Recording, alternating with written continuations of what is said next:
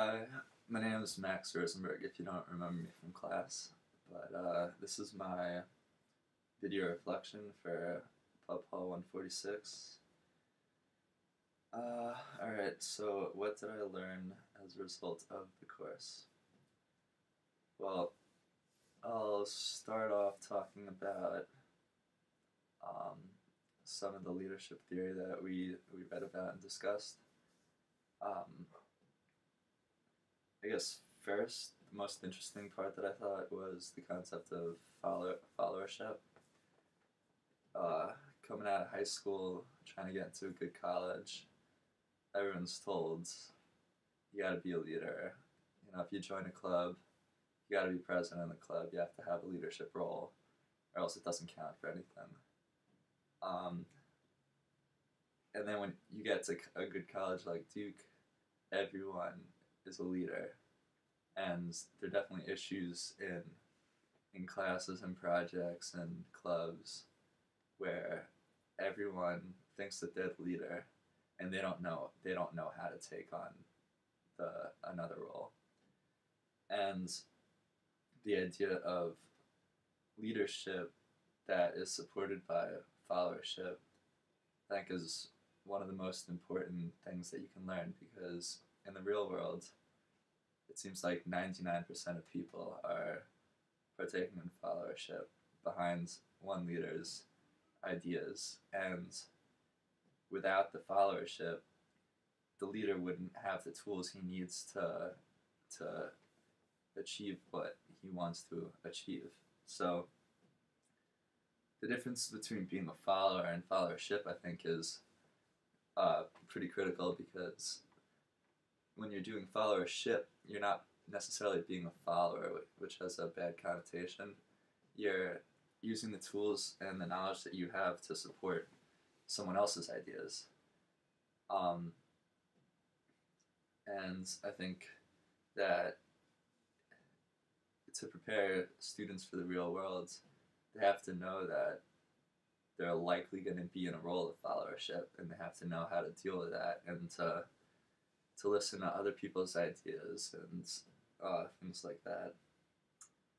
Um,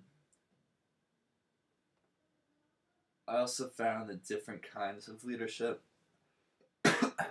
um, to be pretty eye-opening. When you're younger, the leaders are always described as the people that are really outgoing. They talk a lot. They sort of command attention, but there are plenty of situations where you can be a leader and not have that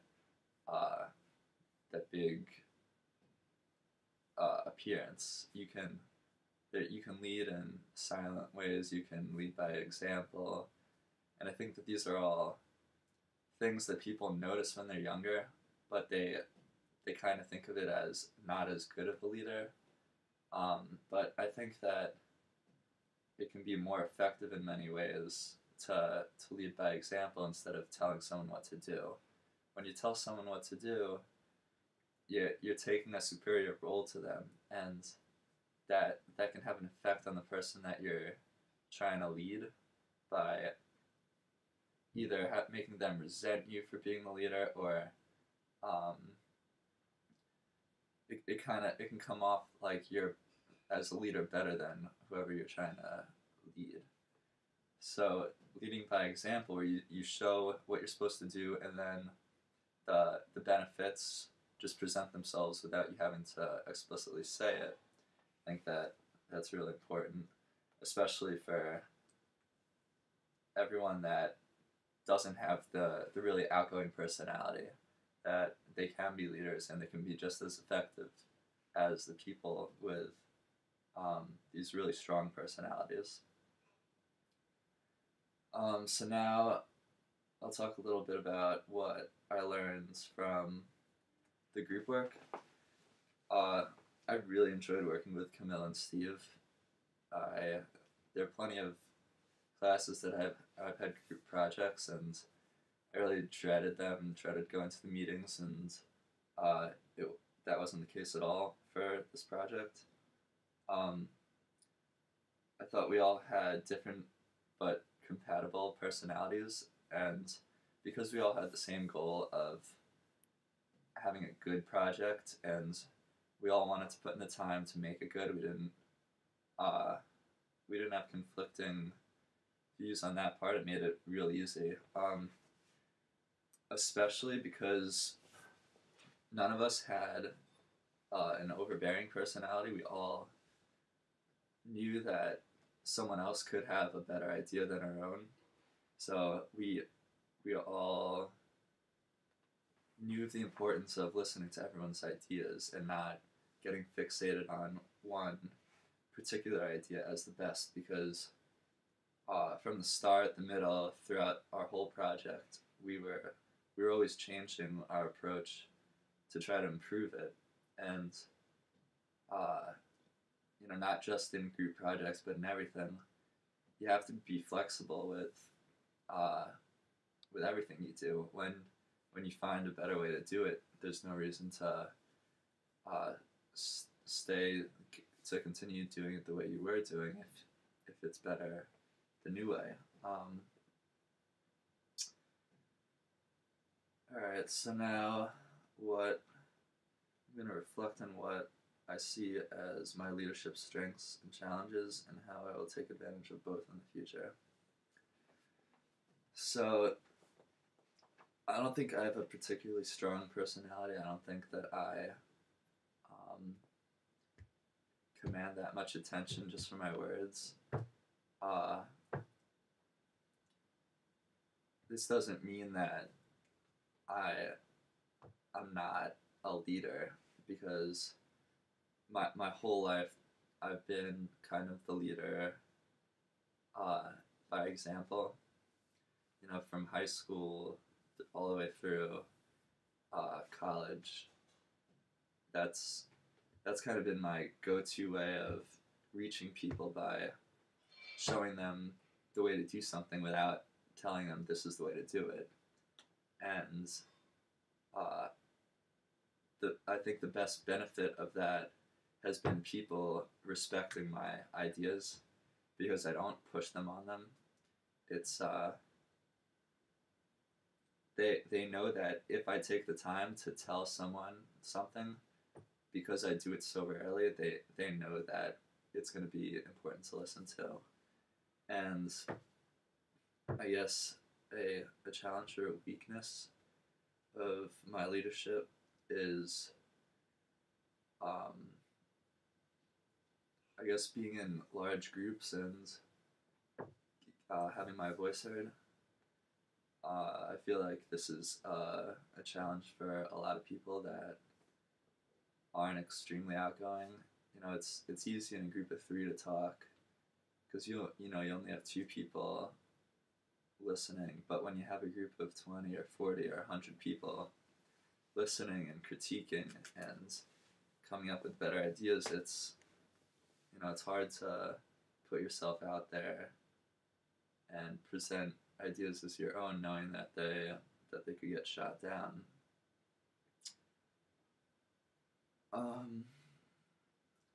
So briefly describe my leadership philosophy and whether it has changed throughout this course. Well, clearly it's not the same. I've learned a tremendous amount from this course, but I do think that my leadership philosophy hasn't changed a great deal. It's more adapted and evolved. I always knew that you can lead by example, and I still think that's one of the best ways, especially for me, to try to reach people. But there are also certain types of personalities that, in order to reach, you have to explicitly state it, because those people sometimes they don't see examples, they only hear the ones that are stated, and this isn't a fault of theirs, it's just the way that their personality is.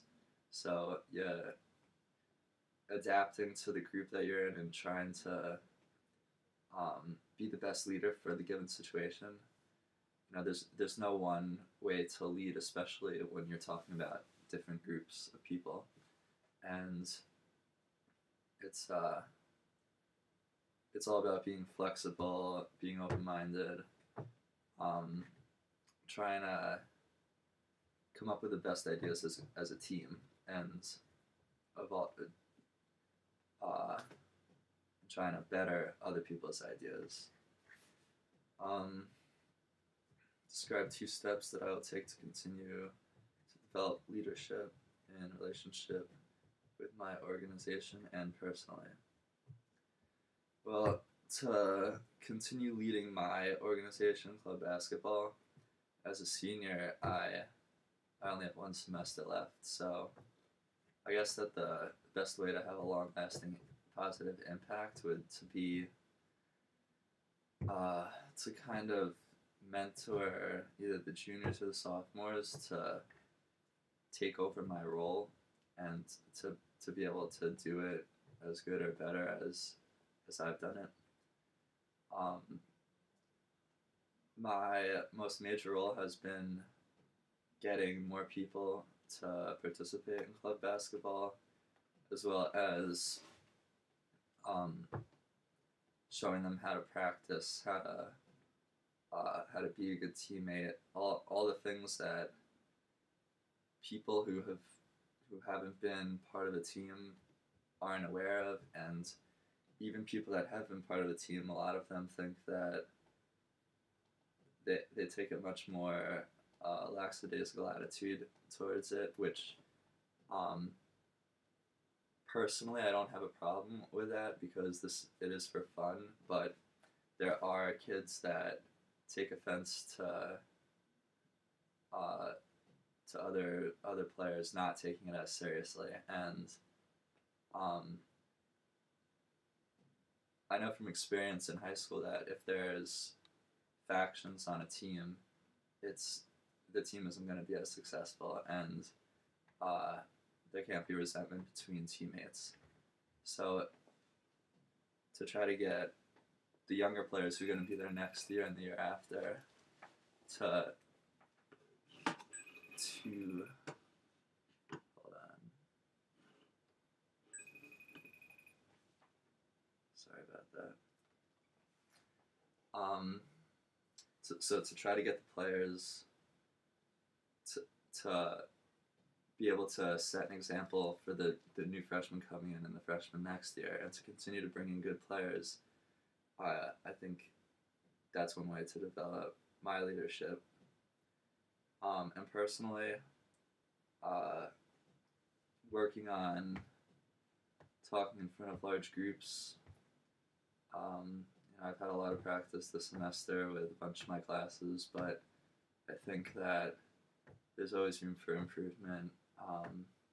To be more comfortable and more confident in what you're saying, and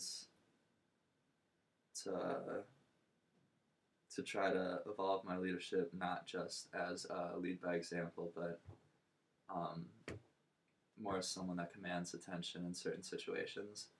I think that could be beneficial at times. Hope you find this interesting.